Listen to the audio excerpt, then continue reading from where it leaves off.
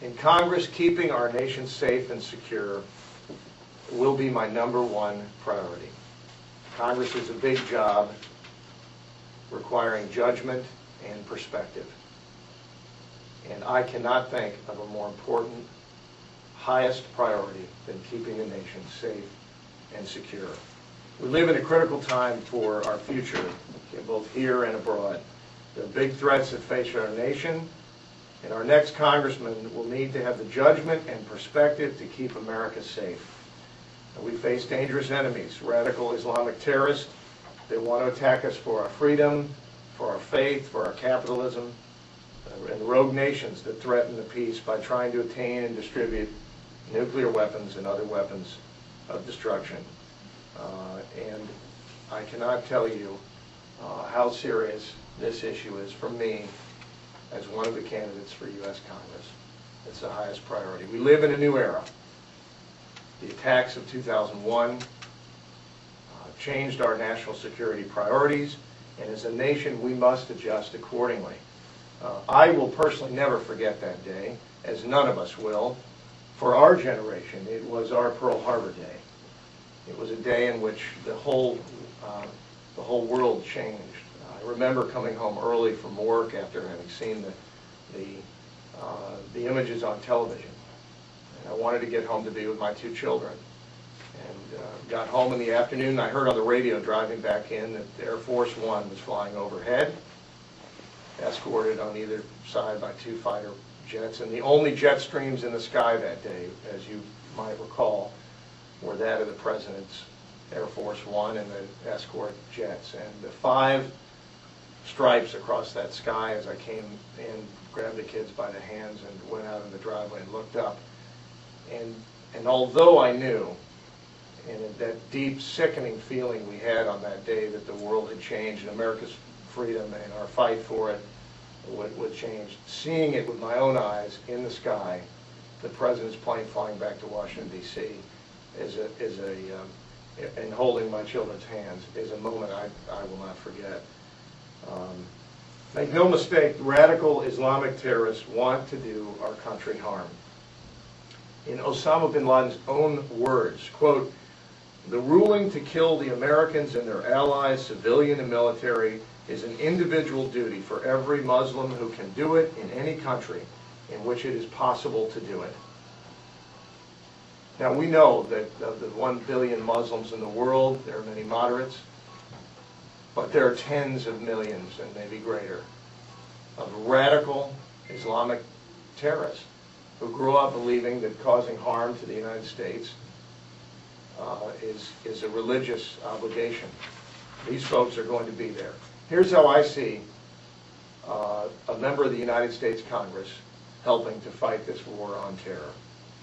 I think we need to continue to invest in our intelligence and homeland security abilities to the maximum available resources. 1. 2. We must increase the number of human intelligence assets that we have on the ground.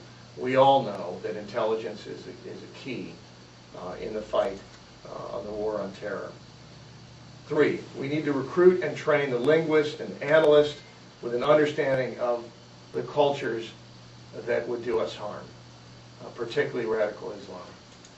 And 4, and lastly, I think we need to give law enforcement at the federal and local levels the tools to stop the potential terrorist attacks before they occur.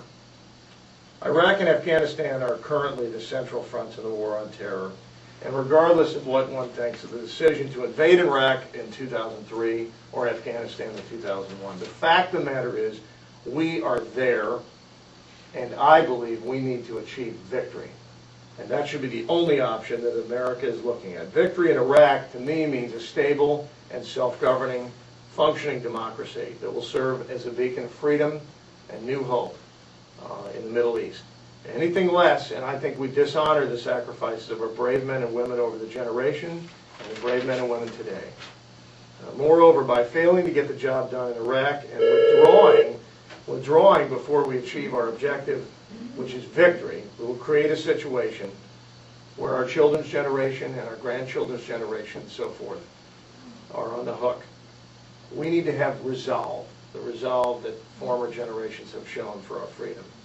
To achieve that in the short term, our military commanders, not our politicians in Washington, must be trusted to make the decisions necessary to achieve a lasting victory in Iraq militarily.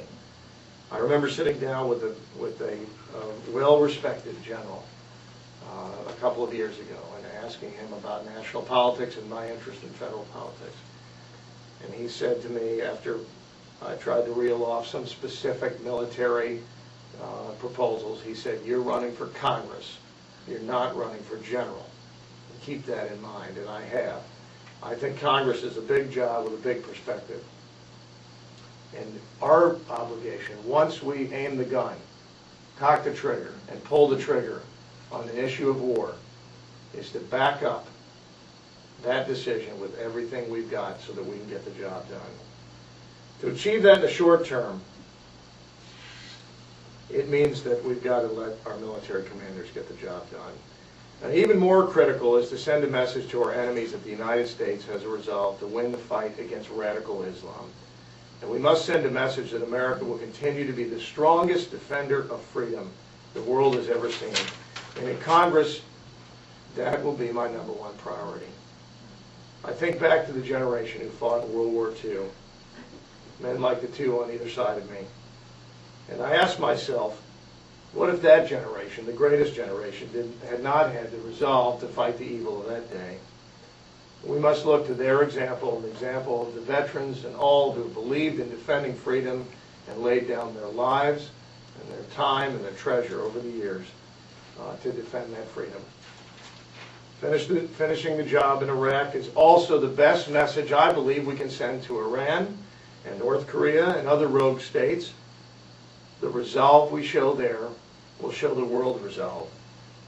This is a dangerous time, and our next congressman must have the judgment and the perspective to support actions that ensure that these rogue nations do not acquire or distribute nuclear weapons. In Congress, I will support any and all reasonable policies to check Iranian and North Korean aggression and aggression from wherever else it would come. Now, in addition to finishing the job in Iraq, we must continue to make sure that our military is the strongest in the world. And by maintaining a strong military, it will serve as a deterrent. Some of you might remember Ronald Reagan said, quote, "Of the 4 years in my lifetime, quote, of the 4 wars in my lifetime, none came about because America was too strong. Strength through peace." As I've mentioned before, look up to Ronald Reagan among other great visionaries, but certainly his idea of strength through peace was right. Now, Congress is a big job. We face serious threats in our nation. And I think the voters of the 18th Congressional District have a choice coming up. And if they want somebody with judgment informed by the good people like those standing with me here, by the values of those who fought to defend our freedom and who would not let down, and someone with a life perspective, I offer myself up as a candidate, as you know. Congress deserves people who will make keeping America safe the #1 priority. February 5th coming fast. I appreciate your votes. I hope you're voting for me or standing behind me at my press conference. And I appreciate the votes of the public. February 5th will be here before we know it. Now, I've got a website. We'll have more details on that about our issue, our top issue.